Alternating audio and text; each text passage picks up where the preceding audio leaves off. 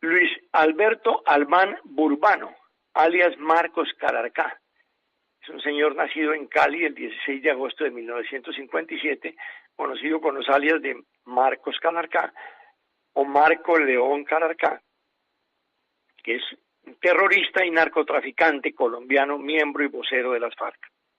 Ingresó a ese grupo terrorista en 1986 y recibió la tarea de manejar las relaciones entre los terroristas y los grupos sociales y políticos del continente americano.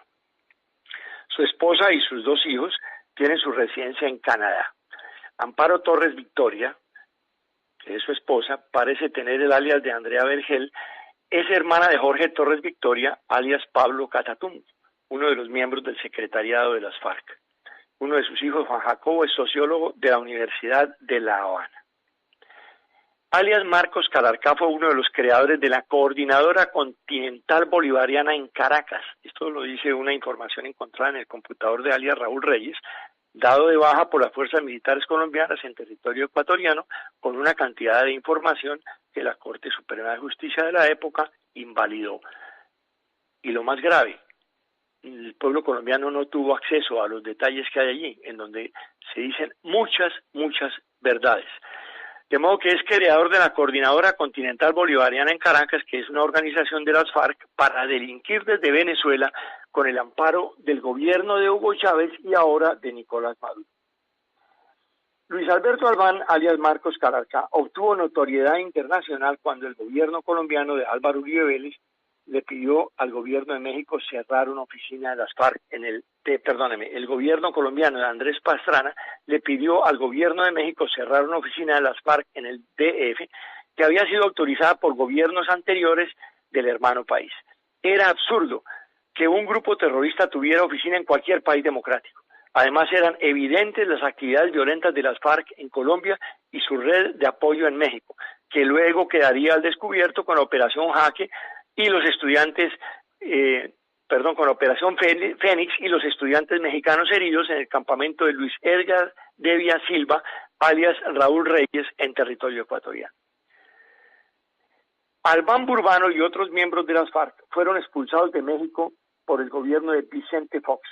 Salieron el 17 de abril del 2002 con destino, unos a Cuba y otros a Venezuela. Alias Calarcá había sido vocero de las FARC en México desde 1993, cuando en Colombia gobernaba César Gaviria, hasta fines del gobierno de Andrés Pastrana en abril del 2002. Durante ese tiempo, aunque su sede era Ciudad de México, Luis Alberto Albán se movía libremente por toda la nación y con frecuencia viajaba a otros países en tareas del grupo terrorista. Arresto en Bolivia y extradición a México. Como quiera que existían órdenes de captura en su contra y lo buscaba la Interpol, el martes 24 de marzo de 1998, alias Calarcá, fue arrestado en Bolivia por la policía de ese país en el aeropuerto de La Paz. De inmediato fue deportado de Bolivia a México, debido a que el gobierno colombiano de Ernesto Samper nunca pidió su extradición, por tanto no podían enviarlo a Colombia. Secuestro de extranjeros en Colombia. En 1998 las FARC secuestraron varios extranjeros, incluyendo 4 ornitólogos de nacionalidad americana. Las FARC dijeron que estos 4 retenidos, como lo mencionaban los medios de comunicación, eran espías involucrados en operaciones de contrainsurgencia y que estarían apoyando a los militares colombianos. Los Estados Unidos negaron esto, como también lo hizo el gobierno de Colombia. Alias Calarcá intervino en el problema como vocero de las FARC. Los 4 estadounidenses fueron liberados. Luis Alberto Albán hizo parte del comité temático durante las conversaciones de paz entre el gobierno de Ernesto Samper y el grupo narcoterrorista de las FARC entre 1999 y 2002, junto a otros terroristas como alias Iván Ríos, Mariana Páez, Domingo Biojó, Felipe Rincón, Julián Conrado, el cantante, Gabriel, sobre él hablaremos en unas semanas, Gabriel Ángel, Fidel Rondón, Byron Yepes y Pedro Aldán. Un tribunal colombiano condenó a 11 miembros de las FARC, entre ellos a alias Marcos Calarcá, a 40 años de prisión por homicidio, lesiones personales y terrorismo, hechos que corresponden a un atentado en Bogotá el 25 de enero del 2002, cuando milicias urbanas del grupo terrorista hicieron detonar en Fátima, un humilde barrio del sur, un artefacto explosivo que mató a una menor de edad, a una señora y a 4 policías, y causó graves lesiones a 10 personas más, así como daños materiales en un radio de unas 2 cuadras. En septiembre de 2013, cuando se produjo la sentencia, los asesinos se desempeñaban como negociadores en La Habana. Las condenas, sin embargo, no pudieron hacerse efectivas, pues por el proceso de paz de Cuba, las órdenes de captura contra las FARC habían sido suspendidas por la Fiscalía General de Eduardo Montealegre a petición del gobierno de Juan Manuel Santos. También alias Marcos Calarcá fue condenado por mantener secuestrado en los municipios de Soaza y Acevedo al político Silvio Vázquez Villanueva y violación de sus derechos fundamentales, consistentes en violación de la dignidad humana, violación de los derechos a la vida e integridad personal y moral, al derecho a la libertad y a la libre circulación, al libre desarrollo de la personalidad, a sus derechos políticos y a las normas de los convenios de Ginebra de 1949 y al protocolo segundo adicional a los convenios en el año 77. También las normas convencionales de protección de los actores políticos en el marco de conflictos no internacionales y todas aquellas que se desprendan de su secuestro desde el 22 de febrero del 2002 hasta el 2 de agosto del 2003. El gobierno colombiano de Álvaro Uribe Vélez había ofrecido una recompensa de 1.500 millones de pesos por su captura, pero el gobierno de Juan Manuel Santos lo nombró como negociador en la isla de Cuba y luego lo trajo a Colombia con todo incluido, además de salario y carro blindado. Luis Alberto Albán, alias Marcos Calarcá, tenía una condena a 40 años de prisión, otra a 32 años de prisión, 15 órdenes de captura y 7 medidas de aseguramiento. Estaba acusado de los delitos de homicidio, terrorismo, rebelión, secuestro, toma de rehenes, apoderamiento de aeronaves, violación a inmunidad diplomática y concierto para delinquir. Y como ya lo sabemos, a petición del gobierno Santos, recordemos que hace gobierno el presidente con uno o varios de sus ministros o sus jefes de departamentos administrativos. Y los legisladores de la llamada Unidad Nacional indultaron a Luis Alberto Albán Burbana, alias Marcos Calarcá, por los delitos atroces cometidos en Colombia.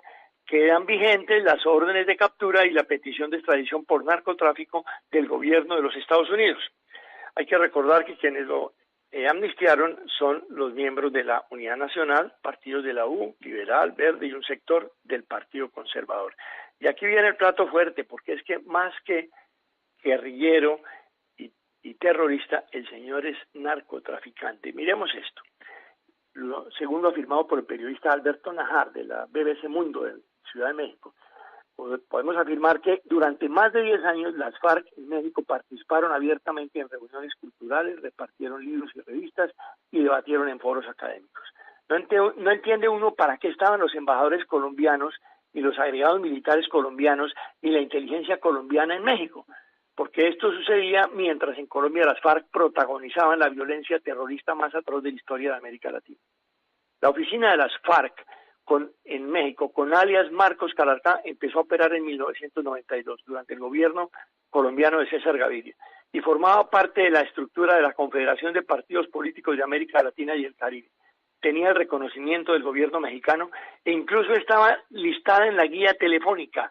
Su activismo era muy conocido en los círculos de izquierda y los afines al narcotráfico. Eran 10 personas en la delegación de las FARC, comillas delegación, subalternas de Luis Alberto Albán, alias Marcos Calarcá, que se manejaban como la estructura de una embajada. Decían sus integrantes que ellos eran la verdadera embajada de Colombia en México. Tenían un encargado de relaciones que no le llamaban embajador, pero operaba como tal, que era Marcos Calarcá. La oficina, cerrada oficialmente en 2002 después de varios señalamientos de vínculos de las FARC con carteles mexicanos de la droga. En el caso de las FARC, lo que hubo entre México y Colombia, con consentimiento tácito a sus actividades políticas y de narcotráfico. Becas para estudiantes. Oficialmente, los representantes de las FARC realizaban solo trabajo de promoción política, pero en la práctica cumplían misiones de reclutamiento para el grupo terrorista, adoctrinamiento y narcotráfico. Para el comunismo, el narcotráfico sencillamente es una forma más de lucha. Eran muy activos en universidades como la Nacional Autónoma de México y la Autónoma Metropolitana. Otorgaban becas para conocer a Colombia. Y aunque siempre insistieron en que el viaje no incluía visitar el Frente Armado de las FARC, así como las cocinas y los laboratorios, en la práctica eso era lo que hacían. El pretexto eran actividades culturales y promoción política.